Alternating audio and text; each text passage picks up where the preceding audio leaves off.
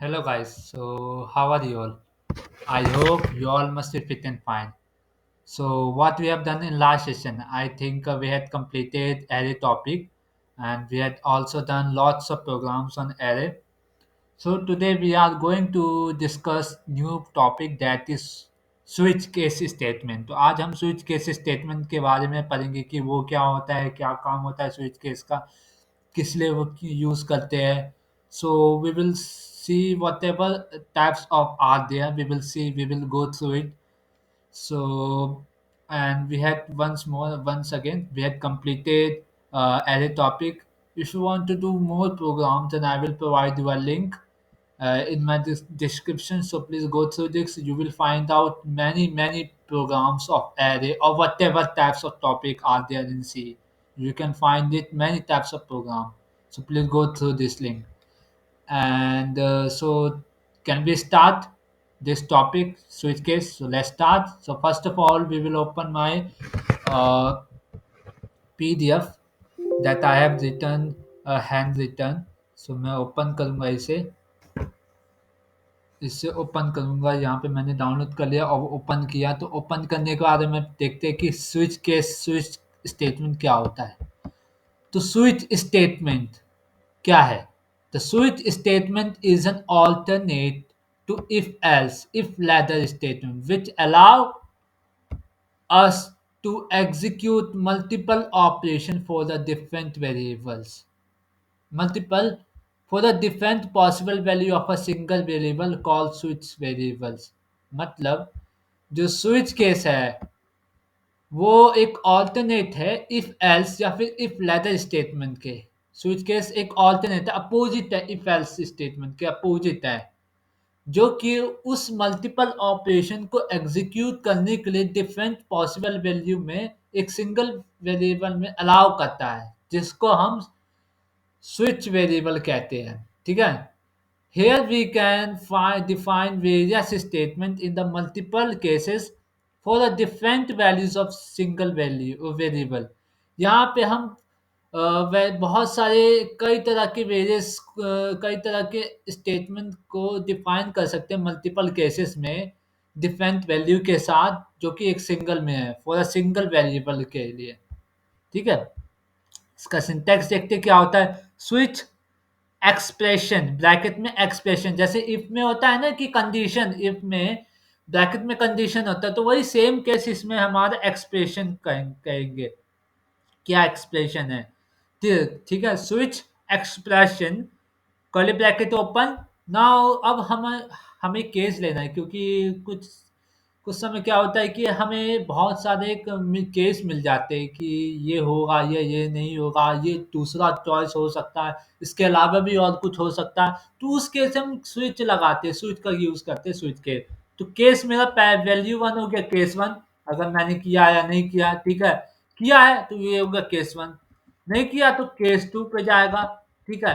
तो case one जो है मैं लिखूंगा वैल्यू वन. उसके बाद कोड टू बी एग्जीक्यूटेड, यहाँ पे जो भी स्टेटमेंट होगा उसको एग्जीक्यूट करना है कोड में, उस ब्लॉक में.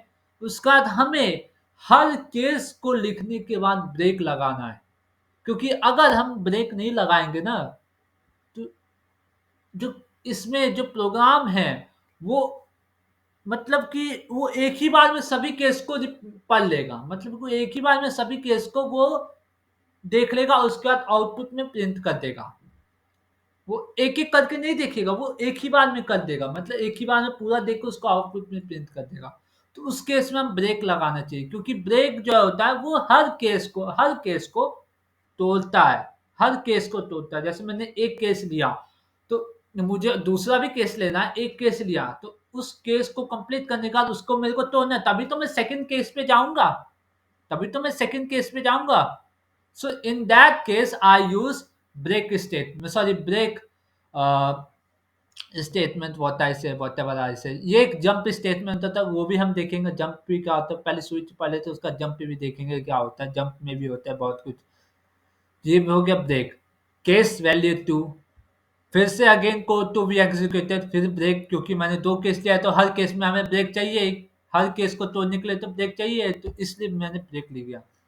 उसके बाद हमारा केस कंप्लीट हो जाए और हमें लास्ट में डिफॉल्ट, यानी कि डिफॉल्ट क्यों यूज करते हैं, why we use default, we use default if we have not any case, if we have not if we have not left any case, and तो उस केस में हमारा जो है, अगर केस बचा नहीं है तो उस केस में कुछ नो रिजल्ट भी आएगा, कोई रिजल्ट भी नहीं आएगा, तो उस केस में डिफॉल्ट भी यूज करते हैं, क्योंकि क्या होता है, code to be executed if all cases are not mention है यहाँ पे, ठीक है।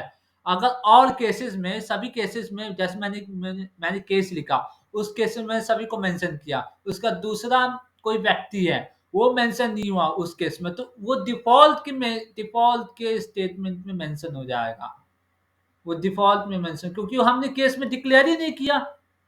सो वी डिक्लेयर इन डिफॉल्ट के स्टेटमेंट, उसका कर लिए ब्रैकेट क्लोज।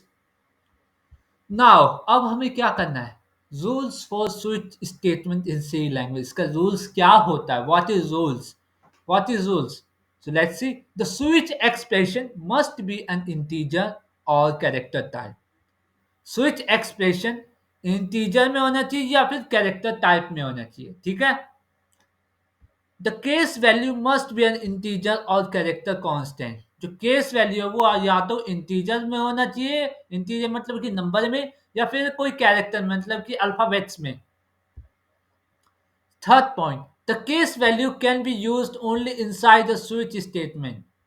केस वैल्यू तभी यूज होगा जब हम स्विच स्टेटमेंट को यूज करें, स्विच स्टेटमेंट के अंदर यूज होता है केस, ठीक है, case value. Fourth point, the break statement in switch case is not must, it is an optional, ठीक है। Break statement is not must, break statement switch case में ज्यादा मस्ट नहीं है, लेकिन ये ऑप्शनल है। If there is no break if there is no break statement found in the case, अगर कोई सा भी ब्रेक स्टेटमेंट फाउंड नहीं होता किसी भी केस में, then all cases will execute present after the match case, मतलब कि क्या मैंने सही कहा ना कि वो सारे केस एक ही बार एग्जीक्यूट कर जाएंगे, वो सारे केस अगर हम ब्रेक ना लगाए, मैंने क्या कहा था कि ब्रेक ना लगाए तो वो सारे केस एक ही बार एग्जीक्यूट कर देंगे। उस केस में हमें ब्रेक लगाना चाहिए केस बाय केस को एग्जीक्यूट करने के लिए, okay. It is known as fall through of statement, wait for 1 second, okay, so let's continue again. So हमने ये पढ़ लिया, मैंने बताया ना कि ब्रेक ना लगाए तो क्या क्या होता है, यही होता है उसके बाद। और फ्लो चार्ट देखते हैं। हाँ, एक पॉइंट बच गया था, मतलब एक लाइन बच गया था, will be executed after the match case, it is known as fall through the statement of switch statement, इसको हम फॉल थ्रू स्टेटमेंट भी कह सकते हैं या फिर स्विच स्टेटमेंट भी कह सकते हैं, ठीक है, जो भी है। उसके बाद हम फ्लो चार्ट देखते हैं, व्हाट कैसे how what is flow chart. Flow chart is, first we have to start हमें सॉरी, ओवल सर्कल में लिखने स्टार्ट, फिर वेरिएबल डिक्लेरेशन करेंगे, फिर उसके बाद हम एक्सप्रेशन लिखेंगे स्विच केस लेके, ठीक है, एक्सप्रेशन लिखेंगे, एक्सप्रेशन लिखने के बाद केस वन लिखेंगे। If case one is match, अगर केस वन मैच होता है तो उसका केस वन का ब्लॉक एग्जीक्यूट होगा, यानी कि उस केस वन का स्टेटमेंट एग्जीक्यूट होगा। और ब्रेक अगर एग्जीक्यूट होगा तो उस केस में हमें ब्रेक लगाना है, ब्रेक लगाने के बाद वो स्टॉप पे चला जाएगा। अगर हमने केस वन लिया, जैसे मैंने enter the choice case one लिया, केस वन लेने के बाद मेरा केस वन एग्जीक्यूट हो गया, अगर मैंने ब्रेक लगाया तो वो जाके रुक जाएगा, नहीं तो वो इस एक ही बार, मतलब कि जितने भी हमने केस देगा वो सबको प्रिंट कर देगा, बस। अगर अनमैच होता है केस वन, तब हम वो जाएगा केस टू पे। केस टू पे अगर स्टेटमेंट को जो अगर केस टू पे एक्सप्रेशन जो है वो मैच हो जाता है, तो उस केस में it will execute the statement two, it will execute their code, वो अपना कोड ही एग्जीक्यूट करेगा, उसके बाद ब्रेक, फिर से नीचे स्टॉप, वो तीसरे पे नहीं लग जाएगा क्योंकि हमने ब्रेक लगा दिया। इफ इट इज अनमैच, अगर वो अनमैच होता है तो then it execute case three. Then in case three if it is matched then it execute statement three. It execute statement it three. It execute the code of their block. वो अपने block का code जो भी है वो execute करेगा. फिर break, फिर नीचे stop. If it is unmatch then, अगर वो अनमैच होता है तब हम डिफॉल्ट लगाएंगे. तब अगर हमने जितना भी केस लेना है, केस लेने का अगर उस केस में से कोई सा भी मैच नहीं होता तो उस केस में हम डिफॉल्ट लगाते हैं. तो डिफॉल्ट, फिर डिफॉल्ट में मैच होगा, स्टेटमेंट कोड एग्जीक्यूट होगा, फिर ब्रेक, फिर उसका stop.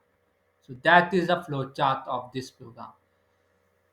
So that is a concept of this topic. इतना ही है कॉन्सेप्ट इसमें, बस और कुछ ज़्यादा नहीं है. सो एक प्रोग्राम देख लेते हैं. Let's see one program on that. एक छोटा सा प्रोग्राम है, हाइव के ऊपर है. So let's see one small programs on that on switch statement. So let's see. So first of all, I will open Visual Studio Code here and I create here file. So I write here, यहाँ पे मैं लिखूंगा switch hello, switch hello dot C के नाम से करता हूँ. ठीक है, इसमें मैं हाई बाई प्रिंट करूंगा. ज़्यादा अभी देखना है ना कैसे होगा. हैश इंक्लूड, मैंने फाइल को इंक्लूड करना है तो हैश इंक्लूड डाला, stdio hash include stdio dot h. Again कोनियो लूंगा, हैश इंक्लूड कोनियो dot h int main main. फिर फंक्शन को डिक्लेयर करूंगा. अब यहाँ पे मेन फंक्शन को कॉल की दिया है. अब यहाँ पे मैं now I declare variable here. So I write here x is equals to 10 semicolon, y is equals to 5 semicolon. semicolon यहाँ पे कॉमा लगेगा. y अगेन मैं यहाँ पे स्विच लेता हूँ, स्विच. अब एक्सप्रेशन में मेरा क्या रहेगा, एक्सप्रेशन में रहेगा x is greater than y. ठीक है, एंड अब मैं यहाँ पे n लूंगा. y is sorry x plus y is greater than 0. ठीक है, x plus y is greater than 0. अब यहाँ पे इसके लिए केस लूंगा. सो यहाँ पे केस वन हो गया. ठीक है, इस केस में हम वो ले प्रिंट f, यहाँ लिखूंगा हाई. ठीक है, बैक स्लैश n लगा दिया, सेमीकॉलन, ब्रेक लगाया क्योंकि मेरे को केस 2 लेना है. Case 2 semicolon. ठीक है, प्रिंट f लिखूंगा by backslash n semicolon break.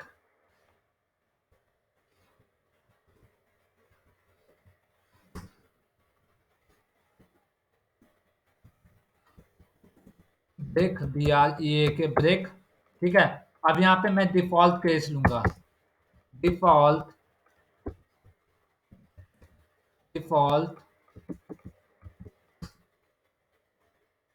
यहाँ लिखूंगा मैं प्रिंट f, यहाँ लिखूंगा hello back slash n. Now you put semicolon. अब यहाँ पे मैं लिखूंगा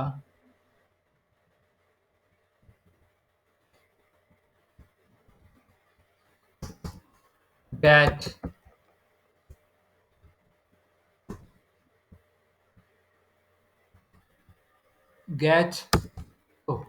मैंने इसको लूप में स्विच में थोड़ी ना डिक्लेयर करना है इसे. इसके बाद अब मैं लिखूंगा यहाँ पे गेट रिटर्न 0. That's correct. अब मैं इसे रन करूंगा. रन करने के बाद देखते हैं क्या होता है.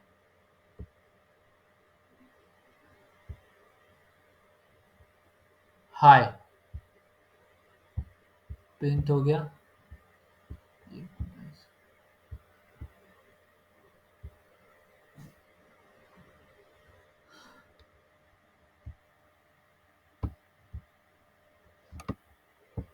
हाय प्रिंट हो गया ना? हो गया कि नहीं? So, इस तरीके से किसी भी, अगर मैं इसको यूजर से करवाऊँ, देखते हैं यूजर से, देखना क्या होता है। या यूजर से भी आसान ही है। मैंने वेरिएबल लिया है ना, तो इस वजह से ये डिक्लेयर किया है, इसको एक्सप्रेशन चेक करके, अगर एक्सप्रेशन ग्रेटर देन है तो उस केस में ये एग्जीक्यूट हो गया है। ठीक है, उस केस में ये स्टेटमेंट एग्जीक्यूट होगा, वो प्रिंट कर दिया हाई को। So that is our program, so that is the switch case. हम और प्रोग्राम देखेंगे, we will see more program on that in next class. So that's for today. I hope you like my videos very well. If you like it, then please like, subscribe, and share my videos to everyone so that everyone can watch my videos. I will provide you a better experience in that. So please like it, subscribe, and share my videos. And if you have got any problem in that, then please comment to me. I will help you out. And if you have also got problem in theory as well in the program, then I will provide you a link in my description. So please go through this link. That will be better for you. And if you have also problem, then please also comment me in, please message me in my Instagram. I'm available for you, so please message me. And thank you so much. Have a nice day. Take care. Bye bye. We'll see you in next class.